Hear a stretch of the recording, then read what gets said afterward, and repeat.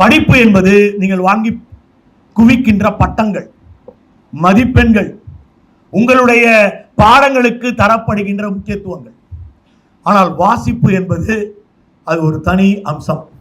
இந்த வாசிப்பினுடைய அடிப்படைகளை பற்றி ஒரு புத்தகத்தோடு நான் தொடங்க விரும்புகிறேன்.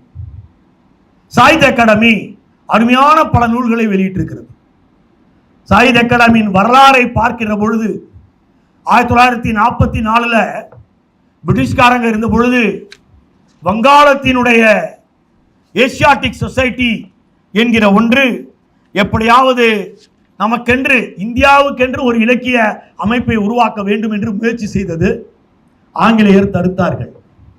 அப்போதெல்லாம் கவிதை எழுதினால் கூட சிறைக்குத்தான் தள்ளப்படுவீர்கள். என்றால் சிறைவாசம் என்று பாரதி எழுதியதை நாம் நினைவுபடுத்திக் கொள்ள வேண்டும். அதை அடிப்படையாக கொண்டு விடுதலையான கையோடு ஒரு பெரிய அறிஞர் குழு உட்கார்ந்து பேசுகிறது. டாக்டர் ராதாகிருஷ்ணன், ராஜாஜி, இன்னும் சொல்ல போனால் மௌலானா அபுல் கலாம் ஆசாத், ராஜேந்திர பிரசாத் இவரெல்லாம் உட்கார்ந்து சாகித்ய அகாடமி என்கின்ற ஒரு விஷயத்தை நிறுவுகிறார்கள். 1952 அதன் தலைவராக ஜவஹர்லால் நேரு தேர்ந்தெடுக்கப்படுகிறார்.